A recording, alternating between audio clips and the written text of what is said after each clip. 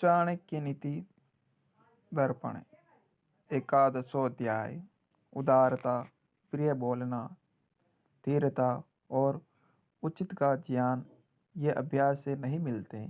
ये चारों स्वाभाविक गुण हैं।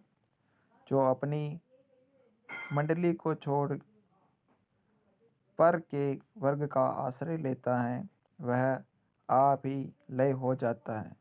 जैसे राजा के अधर्म से राज्य। हाथी का स्तोक शरीर है, वह भी अंकुश के वश में रहता है कि अंकुश के वश रहता है। तो क्या हस्ती के समान अंकुश है?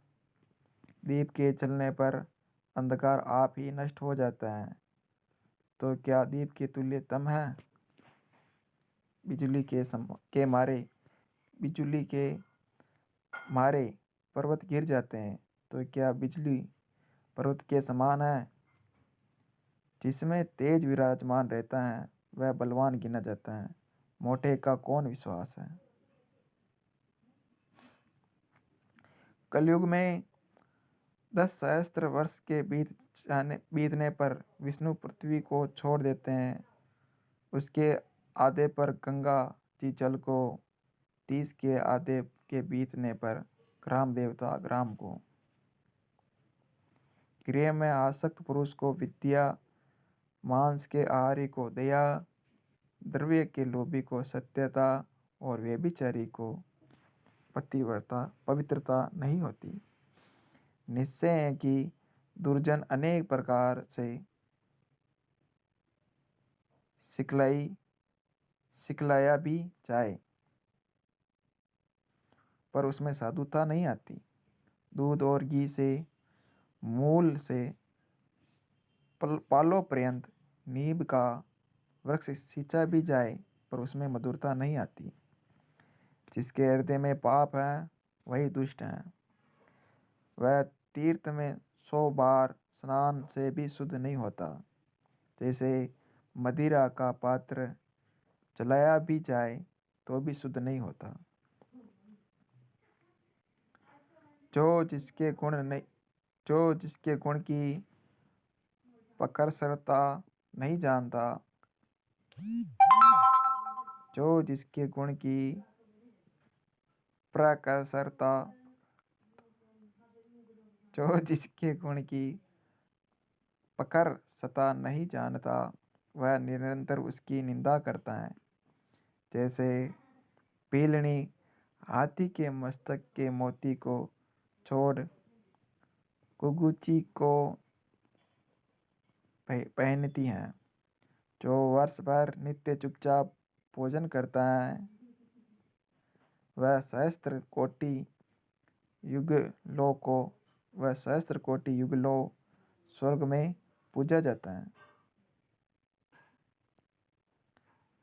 काम, क्रोध, लोभ, मीठी वस्तु, श्रृंगार, खेल, अति निंद्रा और अति सेवा, इन 8 को विद्यार्थी छोड़ देवे। बिना ज्योति भूमि से उत्पन्न फल मूल को खाकर सदा वनवास करता हो और प्रतिदिन श्राद्ध करे, ऐसा ब्राह्मण ऋषि कहलाता है। एक समय के भोजन से संतुष्ट रहकर पढ़ाना, यज्ञ करना, कराना, दान देना और लेना, इन 6 कर्मों में सदा रहत हो और ऋतुकाल में स्त्री का संग करे तो ऐसे ब्राह्मण को द्विज कहते हैं। सांसारिक कर्म में रत हो और पशुओं का पालन, बनियाई और खेती करने वाला हो वह विप्र वैश्य कहलाता है। लाख आदि पदार्थ, तेल, नीली, कुसुम, मधु, घी, मद्य और मांस, जो इनको बेचने वाला वह ब्राह्मण शूद्र कहा जाता है।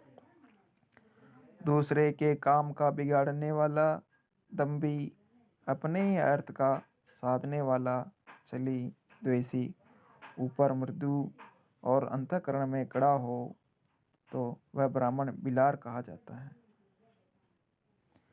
बावली, कुआं, तालाब, वाटिका, देवालय, इसके उच्छेद करने से में जो निडर हो वह ब्राह्मण म्लेच्छ कहलाता है।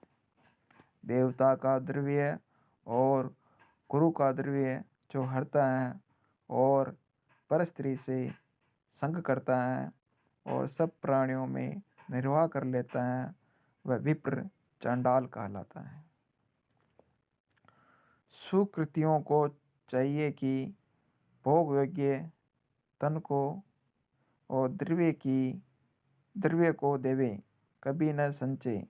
कर्ण, बलि, विक्रमादित्य इन राजाओं की कीर्ति इस समय पर्यंत वर्तमान है।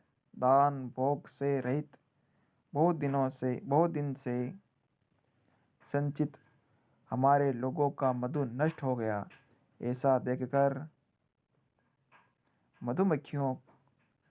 मधुमक्खियां मधु के नाश होने के कारण अपने ही दोनों पांवों को खीसा करती हैं। इति एकादशो अध्याय।